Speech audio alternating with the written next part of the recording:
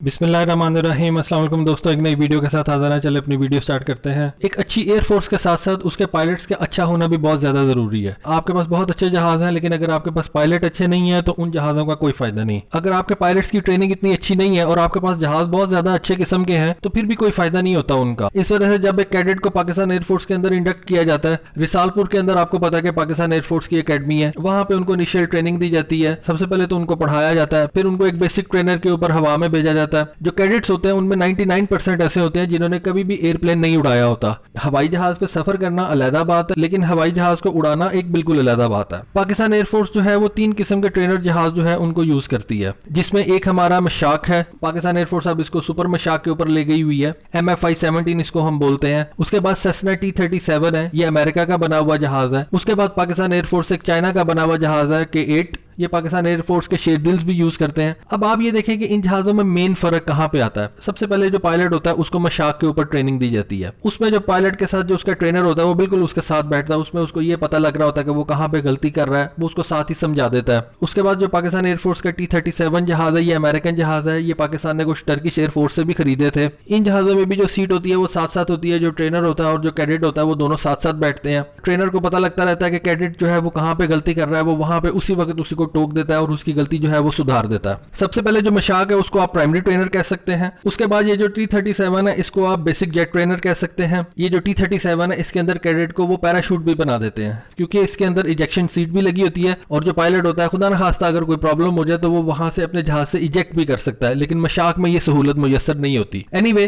उसके बाद आ जाता है K-8 जो है इसको इंटरमीडिएट जेट ट्रेनर भी कहते हैं। देखिए अब ये जो 3 है इनमें फर्क क्या है। इनमें फर्क, सबसे जो बेसिक फर्क होता है वो स्पीड का होता है। एक कैडेट को आपने जो सबसे पहले जो चीज समझानी होती है वो ये होती है कि उसने स्पीड को किस तरह से ओवरकम करना है। सबसे पहले वो जहाज चलाना सीखता है, उसको आपने मशाक के ऊपर ट्रेनिंग दी। उसके बाद उसके जहाज की स्पीड बढ़ाई जाती है। ये जो मशाक था ये टर्बोप्रॉप था, फिर उसको एक जेट ट्रेनर दे दिया जाता है। जेट ट्रेनर जो है उसकी स्पीड ज्यादा होती है। सबसे बड़ा डिफरेंस वो सबसे पहले ये नोट करता है कि जो स्पीड है T-37 की वो मशाक से काफी ज्यादा है। मसलन मशाक की जो स्पीड है वो 236 किलोमीटर पर आवर है, T-37 की जो स्पीड है वो 684 किलोमीटर पर आवर है। अब यहाँ पे आप देख सकते हैं कि तकरीबन 400 किलोमीटर पर आवर का डिफरेंस पड़ गया। ये जो स्पीड इंक्रीज हुई है यहाँ पे आपका जो पायलट है वो सीखता है। उसके बाद जो है उसको K-8 पे डाल दिया जाता है। K-8 की स्पीड जो है वो और ज्यादा तेज है। यहाँ पे जो पायलट है वो अपने ट्रेनर के साथ नहीं बैठता, ट्रेनर उसका पीछे बैठ कर उसको जज कर रहा होता है। ऑल्दो ट्रेनर के पास भी जहाज का कंट्रोल होता है, लेकिन जो पायलट है वो बिल्कुल अकेला बैठा होता है। ट्रेनर जो है वो उसके पीछे बैठा होता है और वो उसको देख नहीं रहा होता। इस वजह से उसको एक फील मिलती है कि मैं बिल्कुल जहाज अकेला उड़ा रहा हूँ। अब ये जो K-8 है इसकी जो स्पीड है ये तकरीबन 800 किलोमीटर पर आवर है, यानी कि 200 से 300 किलोमीटर पर आवर का यहाँ पे डिफरेंस आ जाता है। K-8 जो है वो T-37 से ज्यादा स्पीड वाला जहाज है। तो ये जो 3 किस्म के जहाज पाकिस्तान एयरफोर्स ट्रेनिंग के लिए यूज करती है, इनमें पाकिस्तान एयरफोर्स का मेन मकसद ये होता है कि ये जो कैडेट ट्रेनिंग लेने आया है उसको हम बढ़ती हुई स्पीड से जो है रोशनास करवाएं, यानी कि जिस तरह स्पीड बढ़ रही है उस तरह उसका जो है एक्सपीरियंस बढ़ता जाए। इंडियन एयरफोर्स के भी बड़े मसले मसाइल थे। इंडियन एयरफोर्स का जो ट्रेनिंग का प्रोग्राम था वो इतना अच्छा नहीं था। फिर इंडियन एयरफोर्स ने इंग्लैंड से हॉक त्यारे जो थे वो खरीदे और उनको जो है अपनी एयरफोर्स के अंदर इंडक्ट किया। उसकी वजह क्या थी, क्योंकि जब इंडियन एयरफोर्स अपने पायलट को ट्रेन करती थी तो वो अपने पायलट को इंटरमीडिएट ट्रेनिंग जेट से सीधा जो है वो MiG-21 पे ले जाती थी। MiG-21 की जो स्पीड है वो तकरीबन 2 मैक के करीब है और जो उसका कॉकपिट होता था वो बहुत पुराना था। यहाँ पे आके जो इंडियन एयरफोर्स का पायलट था वो पैनिक हो जाता था। इंडियन एयरफोर्स ने स्टडी किया कि उनकी ट्रेनिंग प्रोग्राम में कहां पे प्रॉब्लम है। उन्होंने देखा कि उनको एक ऐसा जहाज चाहिए था जिसकी स्पीड सुपरसोनिक ना हो लेकिन हाई सबसोनिक हो। इस वजह से उन्होंने इंग्लैंड का हॉक जहाज जो था उसको खरीदा। अब पाकिस्तान एयरफोर्स जो है वो K-8 तो यूज कर रही है, लेकिन आप ये देखें K-8 के बाद जो पाकिस्तान एयरफोर्स का पायलट है वो सीधा F-7 के ऊपर चला जाता है, या आप कह सकते हैं कि सीधा MiG-21 के ऊपर चला जाता है। और MiG-21 और K-8 की स्पीड में जमीन आसमान का फर्क है। ठीक है, 800 किलोमीटर पर आ रहा है, ऑलमोस्ट ये हाई सबसोनिक है, लेकिन उसके बाद जो उसने जहाज पे जाना होता है वो बहुत ज्यादा तेज होता है।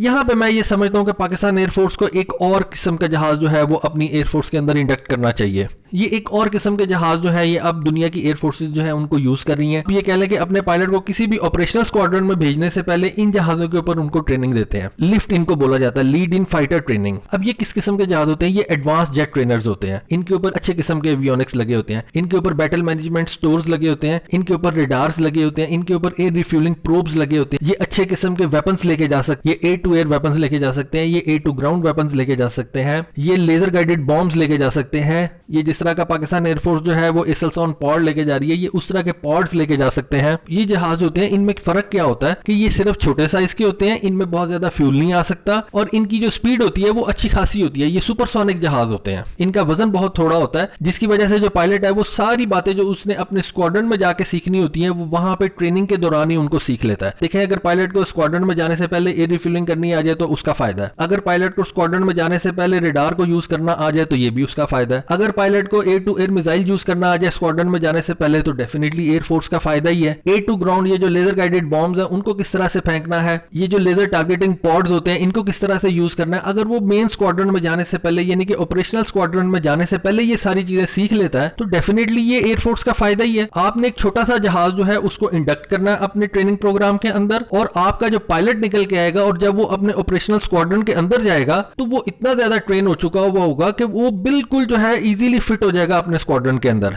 और आप उसको राइट अवे किसी भी मिशन के ऊपर भेज सकते हैं। अब यहाँ पे 2-3 जहाजों का मैं जिक्र करता हूँ। ये एक रशिया का जहाज है यैक 130। ये वाला जहाज पाकिस्तान रशिया से परचेज कर सकता है। ये इतना ज्यादा बड़ा भी नहीं है, ये इतना ज्यादा खतरनाक भी नहीं है, सिर्फ पायलट की ट्रेनिंग्स के लिए यूज होता है, लेकिन ये काम सारे कर सकता है। इसमें रेडार भी आ सकता है, इसमें एयर रिफ्यूलिंग प्रोब भी आ सकती है, इसमें एयर टू एयर मिसाइल भी आ सकता है, इसमें रॉकेट्स भी आ सकते हैं, ये ग्राउंड अटैक के लिए भी यूज हो सकता है। आपको जो छोटे छोटे मसले मसाइल पेश आते हैं आप उसके लिए F-16 को भेजते हैं या आप JF-17 थंडर को भेजते हैं, आप इस जहाज को भेज सकते हैं। हर दूसरे दिन इंडिया का कोई ना कोई ड्रोन आया होता है, ईरान की तरफ से कोई ना कोई ड्रोन अंदर आ जाता है, उसके लिए आपको F-16 भेजना पड़ता है, आप इन छोटे जहाजों को भेज सकते हैं। खैर उसके लिए तो आपके 8 को भी भेज सकते हैं, किसी भी अगर ड्रोन को आपने गिराना है। एक मैं आपको बात बता दूं, अभी पिछली वीडियो में मैंने आपको बताया कि पाकिस्तान एयरफोर्स के जितने भी स्क्वाड्रन हैं उनको तमाम किस्म की ट्रेनिंग दी जाती है। यहाँ पे मैं आपको एक और बात बताता हूँ, पाकिस्तान एयरफोर्स जो है वो हर साल अपने इंटर स्क्वाड्रन का जो है ना वो एक कंपटीशन करवाती है। अब ये कंपटीशन किस किस्म का होता है, इसमें जो छोटे से छोटा स्क्वाड्रन भी है यानी कि जो ट्रेनिंग वाला स्क्वाड्रन भी है जिसमें जो पायलट्स हैं